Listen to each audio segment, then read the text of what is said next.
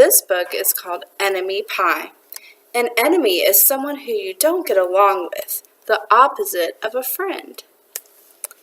As you can see by the cover, we have our narrator, our main character. They don't ever give his name in the story. And he has some yucky enemy pie. See those bugs in there? Yeah, that's not for a friend. Enemy Pie is about a little boy who was planning on having the perfect summer until Jeremy Ross moved into the neighborhood. Jeremy laughs when the little boy strikes out at baseball and was trying to move in on his best friend. Something had to be done, so the boy asks his dad for advice. The dad says they can use a recipe to make enemy pie. Sounds horrible, right? Well, Dad may have a trick up his sleeve. Oh, here's our title page for Enemy Pie. It should have been a perfect summer. My dad helped me build a tree house for our backyard. My sister was at camp for 3 whole weeks, and I was on the best baseball team in town. It should have been a perfect summer, but it wasn't. Perfect means everything is right and goes exactly as to plan. I wonder why it isn't going to be a perfect summer for our storyteller. Maybe things aren't going to go well on the baseball team. Maybe his sister comes back early. The title's Enemy Pie. I wonder if that has something to do with it. It was all good until Jeremy Ross moved into the neighborhood, right next door to my best friend Stanley. I did not like Jeremy Ross. He laughed at me when he struck me out in a baseball game. He had a party on his trampoline and didn't invite me, but my best friend Stanley was invited. Jeremy Ross was the one and only person on my enemy list. I never even had an enemy list until he moved into the neighborhood, but as soon as he came along, I needed one. I hung it up in my treehouse where Jeremy Ross was not allowed to go. I'm thinking that my feelings might be hurt if everyone but me was invited to a party. I'm kind of wondering, how would that make you feel? I'd feel so left out. I'd feel like my friends were having fun without me. I'd be worried about not seeing my best friend as much. It might make me not love Jeremy either. Dad understood stuff like enemies. He told me that when he was my age, he had enemies too. But he knew a way to get rid of them. I asked him to tell me how. Tell you how? I'll show you how, he said. He pulled out a really old recipe. A recipe is a list of instructions or a way to tell you how to cook things and what you need to cook something. So he's going to show me how. He said he pulled out a really old recipe off the kitchen shelf. Inside, there was a worn-out scrap of paper with faded writing. Dad held it up and squinted at it. Enemy Pie, he said, satisfied. You may be wondering what exactly is in Enemy Pie. I was wondering too. But Dad said the recipe was so secret he couldn't even tell me. I decided it must be magic. I begged him to tell me something, anything. Well, I'll tell you this, he said. Enemy Pie is the fastest known way to get rid of enemies. Now, of course, this got my mind working. What kinds of things, disgusting things, would I put in a pie for my enemy? I brought Dad some weeds from the garden, but he just shook his head. I bought him some earthworms and rocks, but he didn't think he needed those. I gave him the gum I had been chewing all morning, but he gave it right back. I wonder why Dad wouldn't tell the recipe for enemy pie. Dad didn't need earthworms, rocks, or chewed gum. What do you think he might need?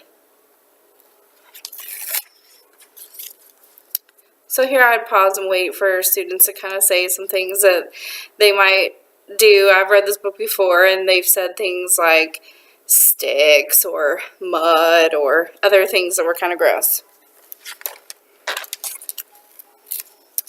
I went to play alone. I shot baskets until the balls struck on the roof.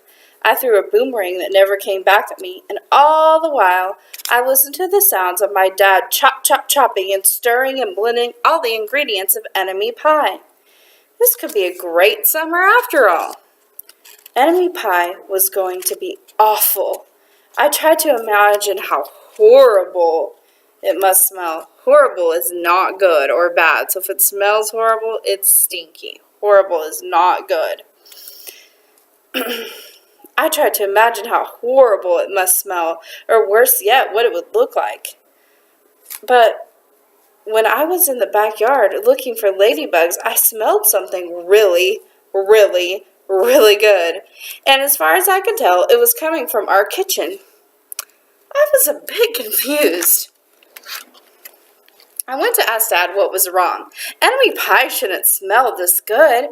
But Dad was smart. Even if enemy pie smelled bad, your enemy would never eat it, he said. I could tell he'd made enemy pie before. The buzzer rang and Dad put on the oven mitts and pulled a pie out of the oven. It looked like a plain old pie. It looked good enough to eat. I was catching on. But still I wasn't really sure how this enemy pie worked. What exactly did it do to enemies? Maybe it made their hair fall out or their breath stinky. Maybe it made bullies cry.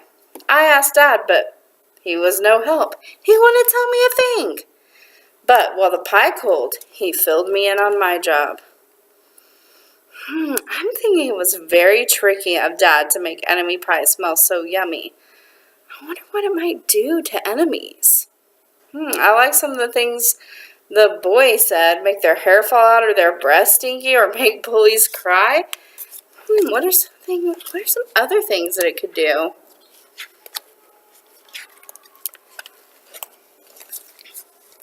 He talked quietly. There's one part of enemy pie that I can't do. In order for it to work, you need to spend the day with your enemy. Even worse, you have to be nice to him. It's not easy, but that's the only way the enemy pie can work. Are you sure you want to go through with this?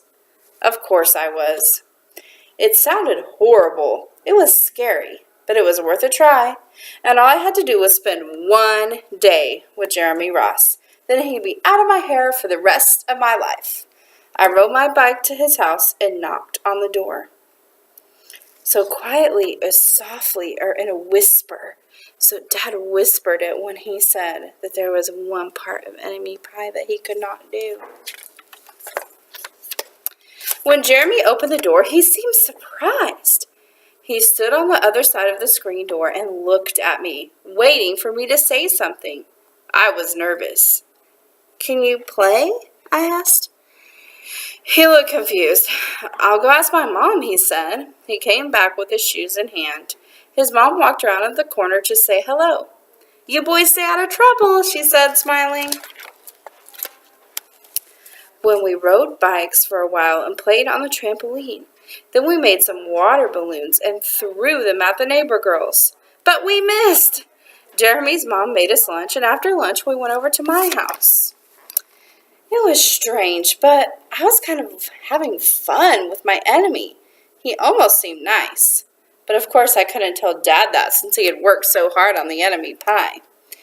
Jeremy Ross liked my basketball hoop. He said he wished he had a basketball hoop, but they didn't have room for one. I let him win the game, just to be nice. Jeremy Ross knew how to throw a boomerang. He threw it and it came right back to him. I threw it and it went over my house and into my backyard. We climbed over the fence and the first thing Jeremy noticed was my treehouse. Wait.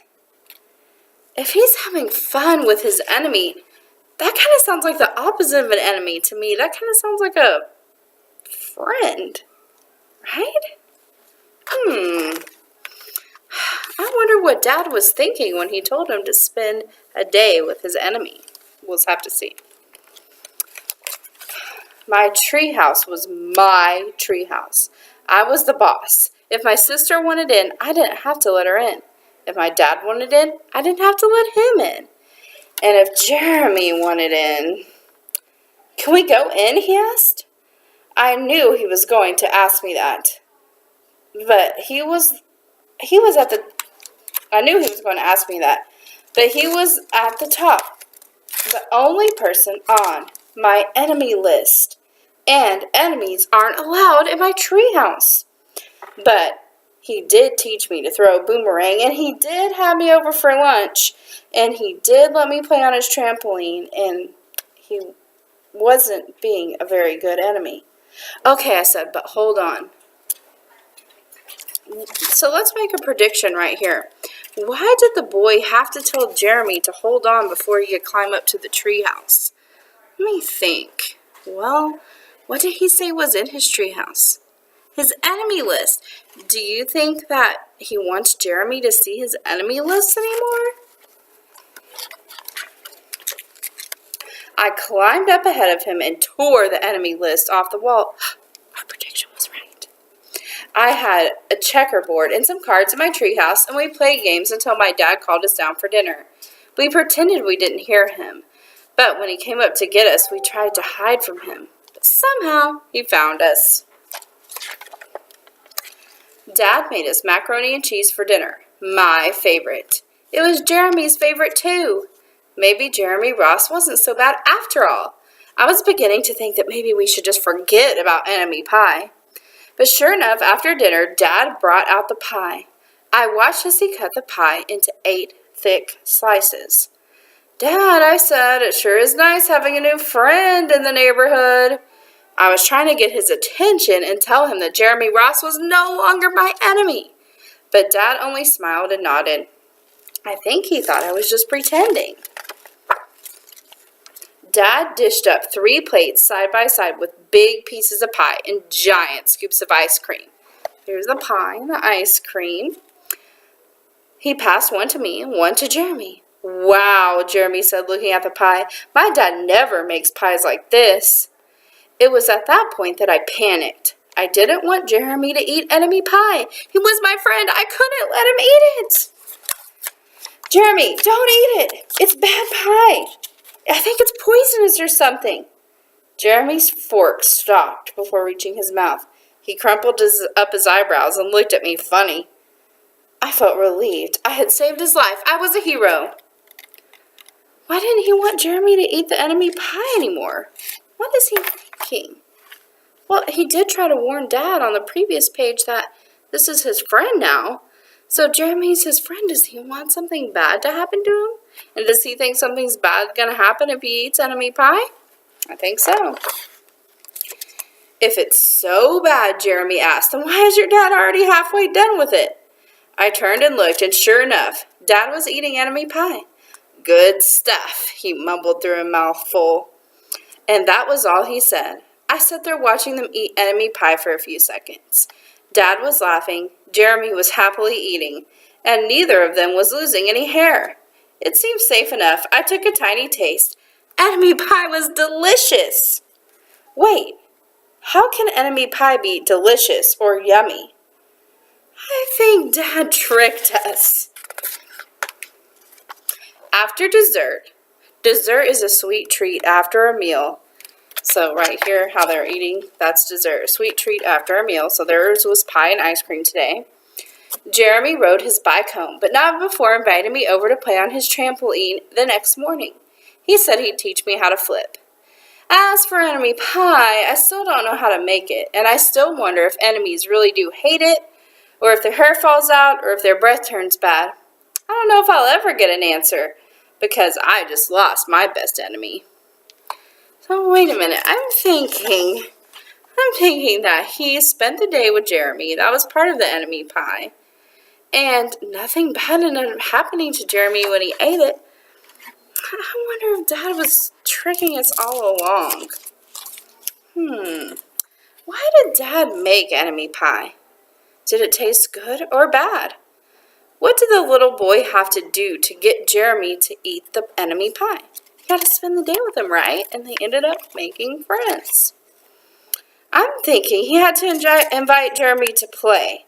Why do you think Dad wouldn't say what was in the recipe? I'm thinking it might have been a recipe for normal pie. Why did Dad want his son to play with Jeremy? Did it work? Well, I'm thinking that it totally worked because they ended up becoming friends at the end. You could call it friend pie now.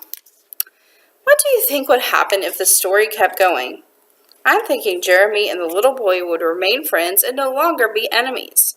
They could have more adventures in the treehouse or playing baseball.